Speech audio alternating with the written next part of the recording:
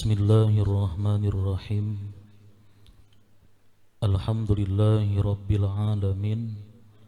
Wabihi nasta'in ala umuri dunya waddin. Wassalatu wassalamu ala ashrafil anbiya'i wal mursalin Sayyidina wa maulana Muhammadin wa ala alihi wa sahbihi ajma'in. Amma ba'd. Yang kita hormati, yang kita muliakan para habaib, para syaraib, zurriyat Nabi sallallahu alaihi wasallam. Yang kita hormati, yang kita muliakan para alim ulama, guru-guru agama, tokoh-tokoh masyarakat, para muhibbin hadirin wal hadirat rahimakumullah.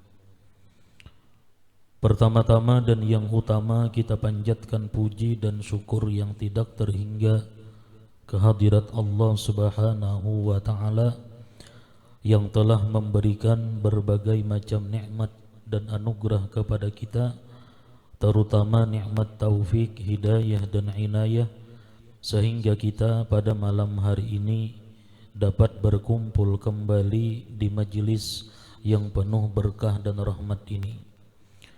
Kemudian salawat dan salam atas junjungan kita Nabi besar Muhammad sallallahu alaihi wasallam dan kepada seluruh keluarga, para sahabat, zuriat dan pengikut beliau ila yaumil qiyamah. Para muhibbin hadirin wal hadirat rahimakumullah, berkata Maulana Syekh Muhammad Arsyad bin Abdullah Al-Banjari rahimahullah wa nafa'ana bi'ulumih biddaraini amin.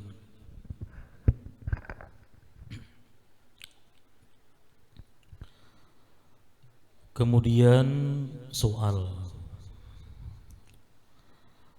jika dikata orang bahwa dalil kami yang menunjukkan atas bahwa yang minta sanggar itu manusia yang gaib, dua perkara. Jadi kalau ada orang yang mengatakan, ujarnya bahwa kami menyanggar banua, kami menolak bala daripada banua dengan cara maulah sesajin ini. Nah, karena yang minta sesajin itu adalah manusia yang gaib, dalil kami itu ada dua, ujarnya. Pertama, cerita orang tuha-tuha turun temurun serta ada kitab hikayatnya. Yang pertama, ujarnya, dalil kami bahwa yang minta sesajin itu adalah manusia yang gaib. Yang pertama, kisah orang tuha-tuha bahari, dan kisahnya ini turun-temurun dan ada buku kisahnya. Kedua, perkara perkataannya tatkala ia menyarung merasuki kepada seorang manusia, katanya, hai anak cucuku, beri ulihmu akan daku makanan supaya kutulung akan kamu pada barang pekerjaan yang sukar, yang sulit, atau supaya sembuh yang sakit daripadamu. Inilah umpama perkataannya. Yang kedua, ujarnya, dalil kami yang merasuki itu bersuara. Ujarnya, hai anak cucuku, bila si anu itu hendak sembuh, ulah sesajin. Nah, ulah makanan ini, makanan itu, andak di pohon ganal itu. Atau bila kampung halaman ini hendak terhindar daripada bala, ulah sesajin, ulah makanan, kemudian dilarutakan di sungai. Nah, itu dalil kami, ujarnya, bahwa yang minta sesajin itu adalah manusia yang gaib. Nah, lalu ujar Datuk Kalampayan jawab bahwa cerita orang tuha-tuha dan kitab hikayat itu tiada sah jadi dalil yang di atas itu. Nah, ujar Datuk Kalampayan, kisah orang tuha-tuha bahari itu kadakawa dijadikan dalil bahwa yang minta sesajin itu, yang merasuki itu adalah manusia yang gaib. Kisah orang bahari itu kadakawa diulah dalil dari karena ia semata-mata sangka dan waham. Dari karena ia semata-mata sangka dan waham, dan juga tiada ada sertanya dalil yang menunjukkan kebenarannya. Nah, kemudian kisah orang bahari tadi tidak ada dalil, baik itu Al-Quran atau hadis atau perkataan ulama yang menunjukkan bahwa kisah orang-orang bahari tadi bujur kadada. Tidak ada satupun dalil, baik itu Al-Quran atau hadis atau perkataan ulama yang menunjukkan bahwa kisah orang bahari itu bujur, bahwa yang minta sesajin itu adalah manusia yang gaib, pada tuannya yang merasuki atau ninik moyangnya atau raja-raja bahari. Kadada dalil yang menunjukkan itu. Dan demikian lagi perkataan orang yang dan demikian lagi perkataan orang yang kasarungan itu, orang yang kesurupan itu, sekali-kali itu tiada sah jadi dalil yang menunjukkan atas bahwa yang menyarung itu manusia. Hanya adalah yang demikian itu sah jadi dalil yang menunjukkan atas bahwa yang menyarung itu syaitan juga. Jadi kadada istilah manusia itu dirasuki oleh manusia yang gaib, itu kadada. Jadi kadada manusia itu dirasuki oleh manusia yang gaib, misalnya pada tuannya atau ninik moyangnya tadi, kadada. Nah, bahkan perkataan ucapan orang yang kasarungan itu menjadi dalil bahwa yang merasukinya itu adalah syaitan, bukan orang gaib, kadada. Karena beberapa nas Quran dan hadis dan perkataan segala ulama yang menunjukkan atas bahwasanya yang boleh, yang bisa menyarung, merasuki dan masuk kepada badan manusia itu malaikat dan syaitan juga. Nah, karena menurut nas Quran, hadis, perkataan ulama, yang bisa merasuki ke tubuh manusia itu hanya malaikat dan syaitan juga, kadada manusia. Sekalipun manusia itu wali, misalnya sudah mati walinya nih, lalu ada orang karasukan, lalu yang karasukan ini bersuara, aku wali si anu, ujarnya. Kada mau itu manusia, kada mau merasuki kepada manusia yang lain. Itu kada ada dalilnya, karena menurut Al-Quran, hadis dan perkataan ulama, yang bisa masuk kepada tubuh manusia itu cuma dua, bila kada malaikat atau syaitan, kada mau manusia. Karena beberapa nas Quran dan hadis dan perkataan segala ulama yang menunjukkan atas bahwasanya yang boleh, yang bisa menyarung, merasuki kita dan masuk kepada badan manusia itu malaikat dan syaitan juga. Dari karena malaikat dan syaitan itu dijadikan Allah Ta'ala kuasa atas mengerjakan pekerjaan yang sukar, yang sulit. Nah, karena malaikat dan syaitan ini diberikan Allah kemampuan, mampu mengerjakan pekerjaan yang sulit-sulit, hingga dapat ia masuk ke dalam tubuh manusia. Nah, bahkan syaitan lawan malaikat tadi diberikan Allah kemampuan dapat masuk ke dalam tubuh manusia. Tetapi perbedaannya bahwasanya malaikat itu tiada menyeru ia, tiada mengajak ia melainkan kepada jalan petunjuk dan kebajikan, dan syaitan itu tiada menyeru ia melainkan kepada jalan yang sesat dan kejahatan. Itu perbedaannya. Nah, jadi kalaunya yang mengajak kepada kebaikan, yang menyeru kepada kebaikan, berarti itu datangnya daripada malaikat. Bila ada orang garing misalnya, ada orang garing, kemudian orang garing tadi ada yang merasuki, lalu bersuara.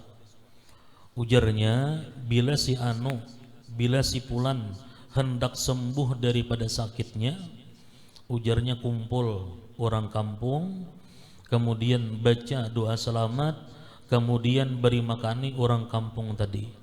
Nah, ini ajakannya kebaikan, berarti yang merasuki ini adalah malaikat. Tapi kalau ada orang garing kemudian bersuara, timbul suara, ada yang merasuki, ujarnya, bila si Fulan hendak sembuh, ulah makanan ini dan itu, ulah wadi ini dan itu, andak di pohon ganal atau andak di bawah berumahan misalnya. Ajakannya apa? Kepada yang haram, membuang-buang harta, berarti ini datangnya daripada syaitan. Nah, jadi yang ada dalilnya, baik itu Al-Quran, hadis Nabi, dan perkataan ulama, yang bisa merasuki orang itu ada kalanya malaikat, ada kalanya syaitan. Kalau manusia yang gaib kada kawan itu. Nah, syahdan tersebut di dalam hadis bahwasanya seorang malaikat bernama Mulhim berdiri pada hati anak Adam yang pada pihak kanan dengan titah Allah Ta'ala, padahal menyeru ia kepada kebajikan. Jadi disebutkan di dalam hadis bahwa di dalam tubuh kita, nah di hati kita itu, di sebelah kanan itu ada malaikat yang bernama Mulhim. Di sebelah kanan hati kita nih ada malaikat yang bernama Mulhim.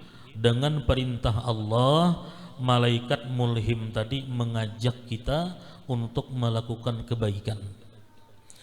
Dan seorang syaitan bernama Waswas berdiri pada hati anak Adam yang pada pihak kiri, padahal menyeru ia kepada kejahatan.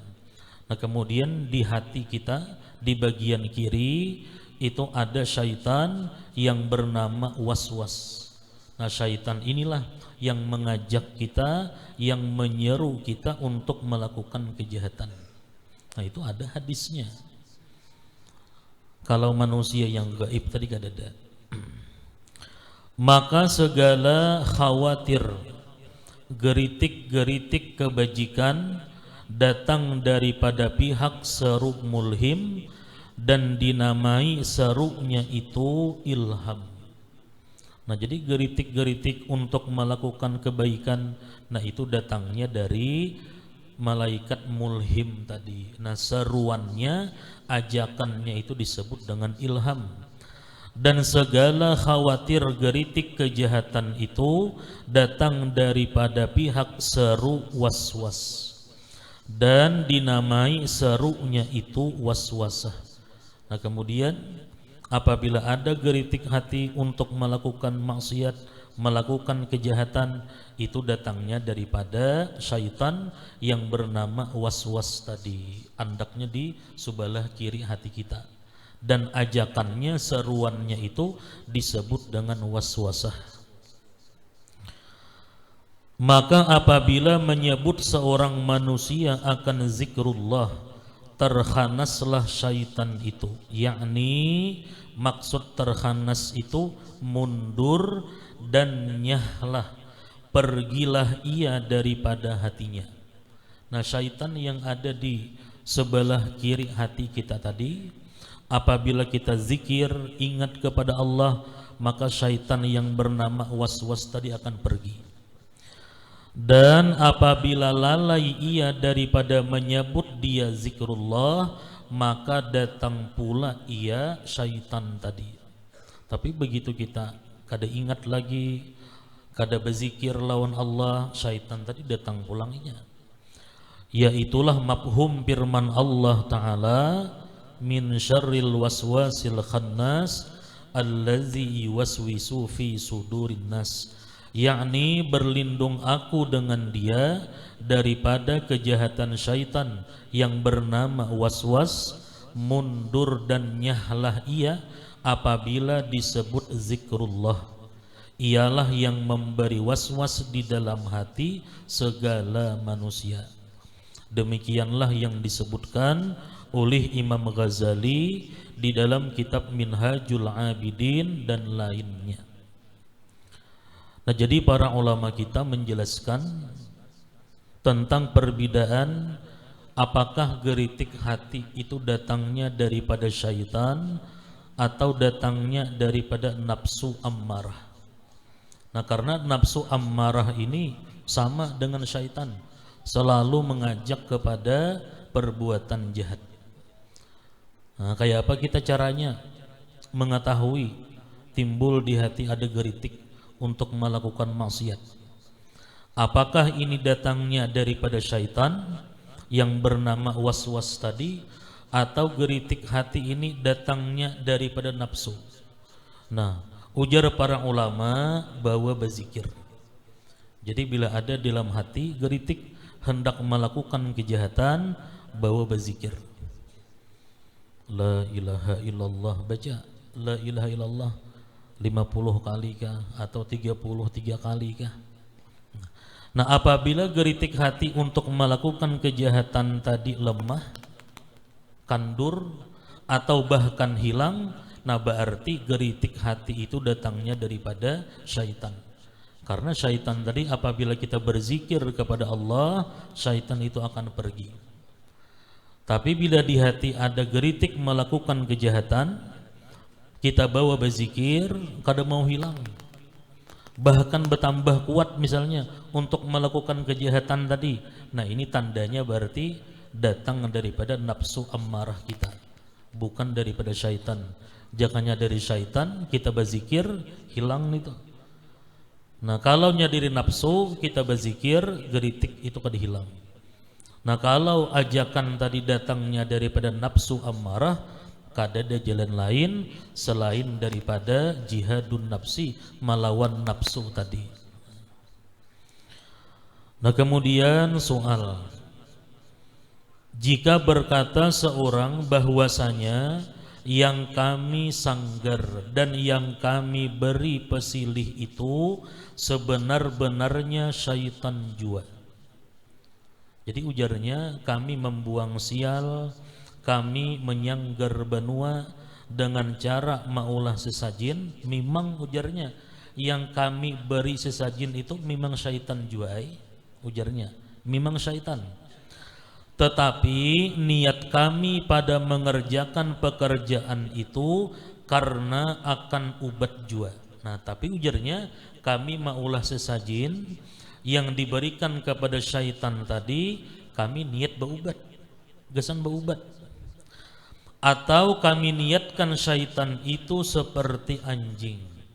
Bujur aja ujarnya, kami maulah sesajin ini untuk syaitan dengan tujuan untuk kesembuhan, atau dengan tujuan tadi untuk menolak bala. Bujur jadinya, ini sesajin kami berikan gesan syaitan, cuman kami niatkan, ujarnya, kami memberi makani anjing.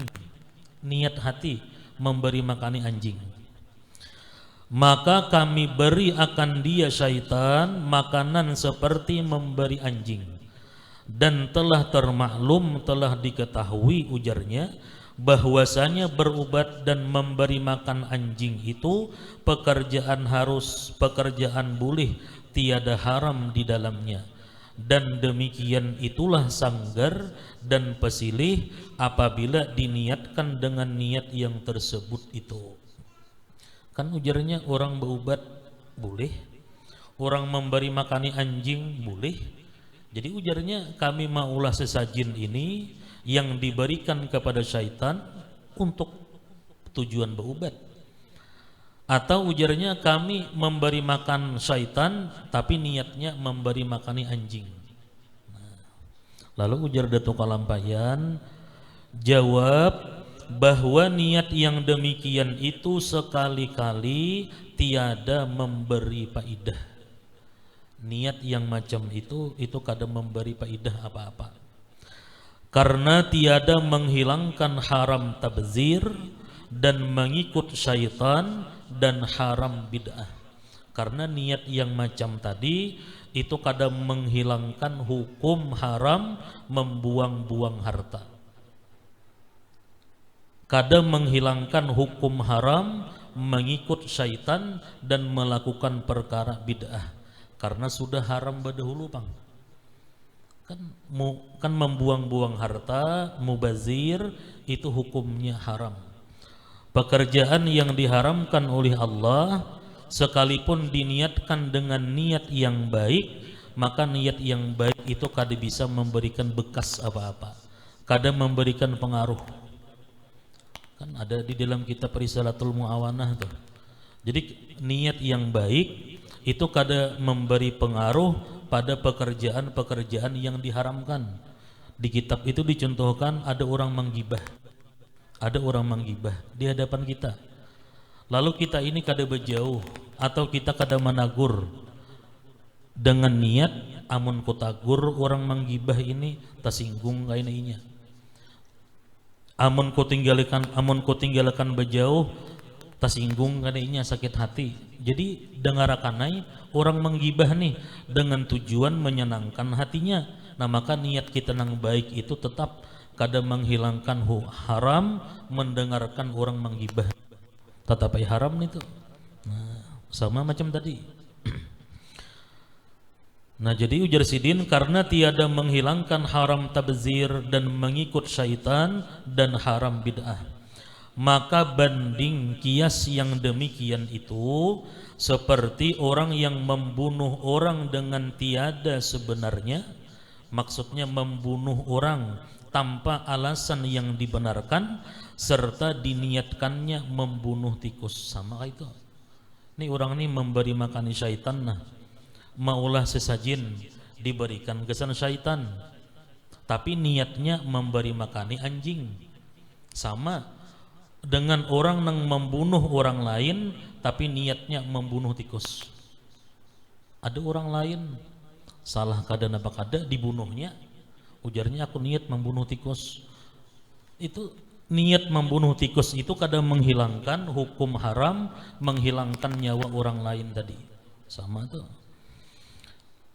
Atau diniatkannya akan jadi ubat sakit hati umpamanya. Sakit hati lawan orang itu bunuhnya dengan niat apa mengobati sakit hatiku aja. Nah tetap apa ini itu haram membunuh orang tadi. Dan seperti orang yang berzina diniatkannya jima dengan istrinya, sama juga. Orang nang maulah sesajin deh memberi makani syaitan tapi diniatkannya memberi makani anjing. Itu sama dengan orang yang melakukan zina tapi niatnya ujarnya menjima bininya, tetap haram zinanya. Karena zina sudah haram berdahulu. Nah, jadi berzina. Niat apa? Niat hati menggauli bini, tetap haram zinanya. Atau akan jadi ubat sakit pinggang umpamanya. Maka niat yang demikian itu sekali-kali tiada menghilangkan haram membunuh dan zina. Jadi niatnya itu kada berpengaruh apa-apa.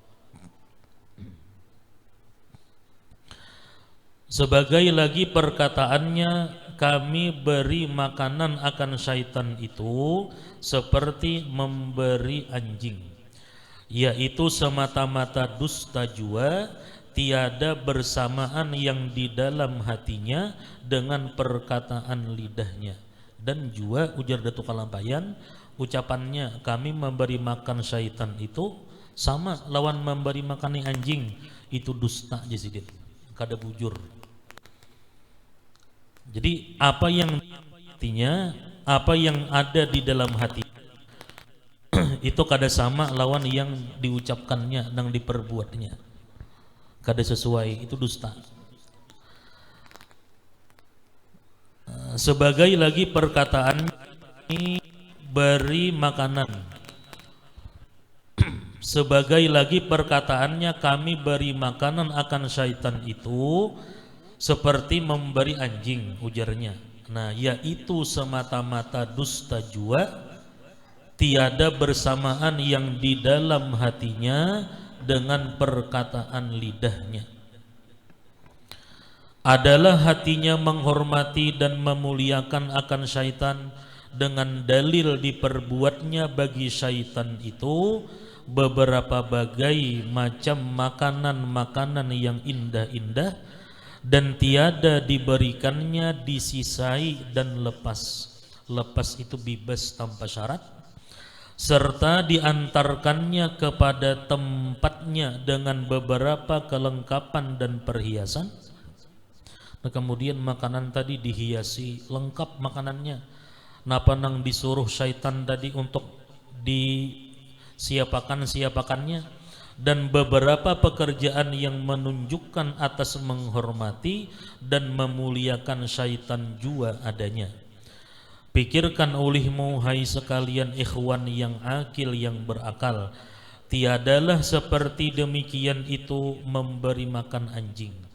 Tiada jua makanan yang diberikan kepada anjing pada ghalib, pada kebiasaan, melainkan makanan yang hina lagi sisa dan diberikan pada sebarang tempat atas kelakuan yang tiada memuliakan. Ya, jadi ujar Datuk Kalampayan nang ujarnya kami bujur memberi makan syaitan. Bujur ujarnya, cuman niat kami memberi makan anjing. Kami memberi makan syaitan dengan sesajin itu sama ujarnya seperti kami memberi makan anjing. Ucapan itu dusta, ujar Datuk Kalampayan. Kenapa?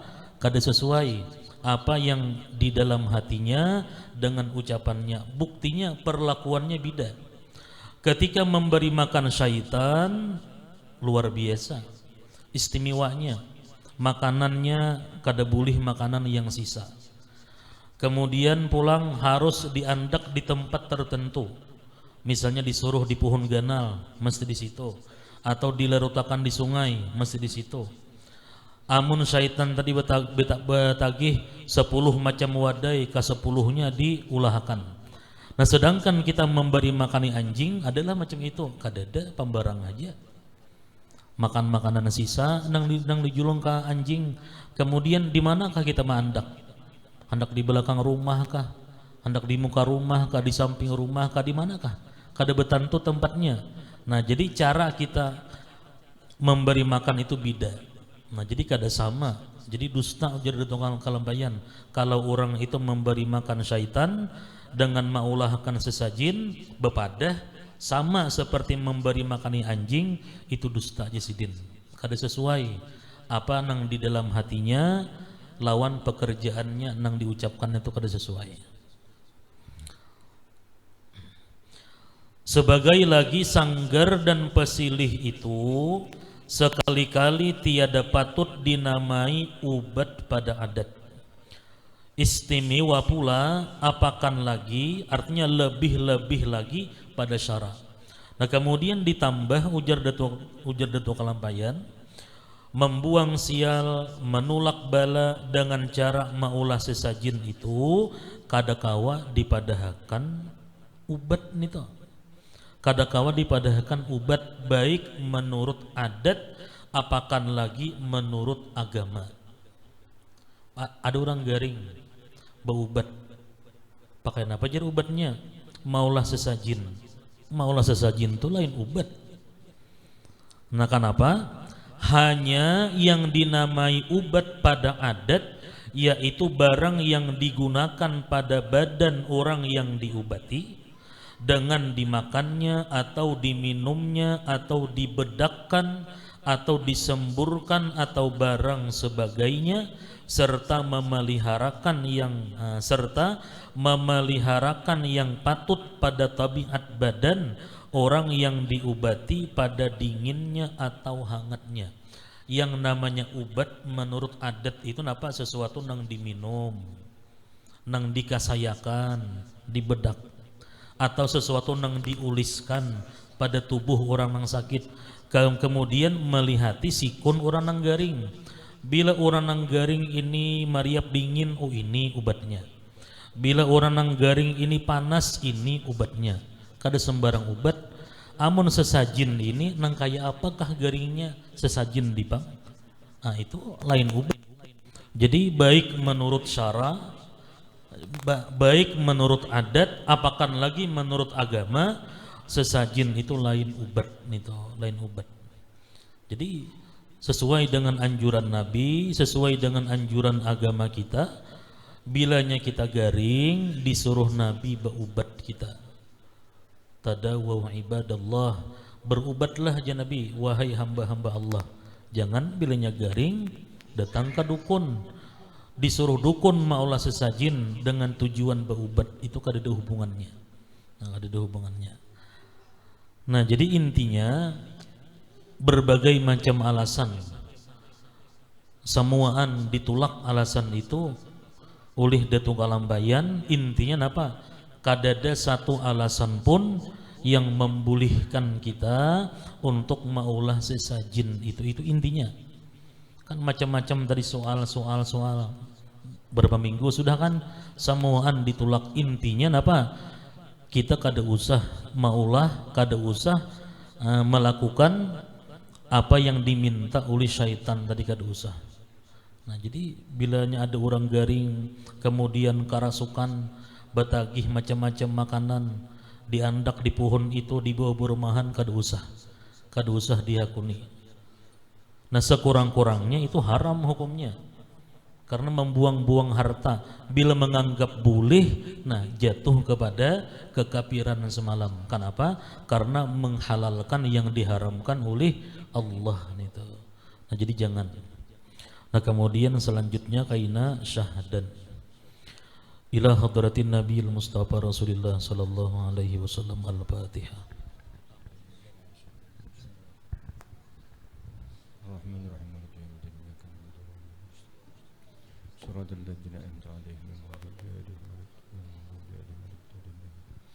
Bismillahirrahmanirrahim. Alhamdulillahi rabbil alamin.